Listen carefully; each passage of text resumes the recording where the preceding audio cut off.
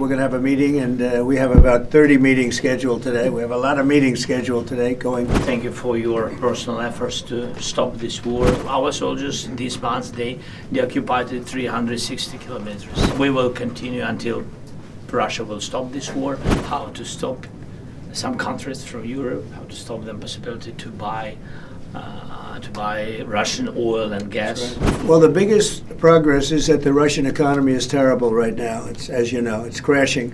Frankly, Ukraine is doing a very good job of stopping this very large army. Russia is a big military power, and Ukraine, I tell you, they are good fighters. Got to hand it to them. They have a lot of courage, a lot of guts. Interesting day, I think a very productive day.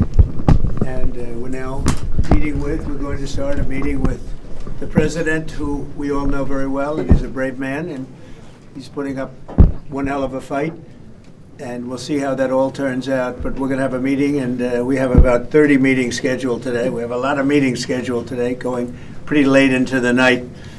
But this is an important one, and we have great respect for the fight that Ukraine is putting up. It's pretty amazing, actually. So, Mr. President, please. Thank you so much, Mr. President. First of all, thank you for this meeting. Thank you for your personal efforts to stop this war just now, Mr. President. And I'm happy to say that just now our first ladies of Ukraine, first ladies of the United States, yes, just now we'll have a meeting about Ukrainian children. Thank you for Melania's personal involvement to this topic. And this is very important. I will brief Mr. President and his team what's going on the battlefield. We have good news. Of course, we want to stop the war, and with your help, first of all. And it's good that our soldiers occupied 360 kilometers this month. And of course, we will speak about how to finish the war and about security guarantees. A lot of what to discuss. Thank you. Would you like to say how you are doing on the battlefield? Yeah. Please. Yeah. So thanks to our soldiers and to possibility to pearl the program when NATO countries, by the way, thanks to your support, that they can buy weapons from the United States. So our soldiers this month, they occupied 360 kilometers, and they encircled 1,000 soldiers. And of course, we want to exchange, because we need our soldiers in any case. But thanks to our soldiers, we have this possibility, this opportunity. We will continue until Russia will stop this war, and I hope that they will stop. In any case, we know that the economy of Russia is not doing well. With this, during this war, we need more pressure and more sanctions, and I hope with United States, first of all, and Europe, but we support, Mr. President, your idea, and I want to discuss it, how to stop some countries from Europe, how to stop them possibility to buy Russian oil and gas. Right. Yes, I had conversation, by the way, with President of Slovakia, Prime Minister of Slovakia. We had good conversation. I think that they need some alternative ways, and they will support this idea. I'm not sure that Hungarians are ready, but everything is in the future. Thank you very much. Thank you. Any questions? Mr. President, do you think that NATO countries should shoot down Russian aircraft if they enter their airspace? Yes, I do. Mr. President, any update on your talks with President Putin, and do you still trust him? I'll let you know in about a month from now, okay? President Mr. Trump, your President, are message you to willing the... to provide Ukraine with the security guarantees the same way as European allies? Well, that's later down the road. We'll be talking about that. Hopefully, we'll be in a position to talk about that a little bit later on. It's a little bit too early to answer Why that do you question. think Mr. Putin is not Yeah, go going ahead, to meet please. with both of you? President at the Trump, same your time? message to President Orban, who is refusing to stop buying Russian oil. Well, he's a friend of mine. I have not spoken to him, but I have a feeling if I did, he might stop, and I think I'll be doing that.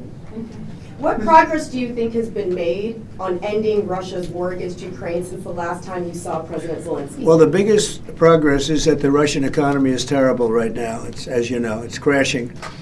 And that, frankly, Ukraine is doing a very good job of stopping this very large army. It's pretty amazing. You know, this is a war that should have ended in 3 days, 4 days. People said it was going to be very quick, and you got to hand it to the Ukrainian soldiers. And everybody involved. It's still going on, and that's not a good thing for Russia. This was supposed to be quick, and so Russia doesn't look very distinguished, having taken 3.5 years now, right? It's about 3.5 years of very hard fighting, and it looks like it's not going to end for a long time. Mr. President, have you been briefed on the latest alleged drone incursion into Denmark? What do you think of that? And Where are they? Into Denmark, Copenhagen. Denmark is saying that there were Some some drones drones that shut down attacked, the airport, possibly Russian sabotage. What's your response to that? Will the U.S. have a material? Well, I have no response until I find out exactly what happened. I know about it, but they don't know what happened. But we're going to find out very soon. Sir. Would you back up NATO allies? You said that you thought that they should shoot down the Russian aircraft. Would you back them up? Would the United States help them out in some way? Depends on the circumstance, but we're very strong toward NATO. NATO stepped up. When they went from 2% to 5%, that was great unity.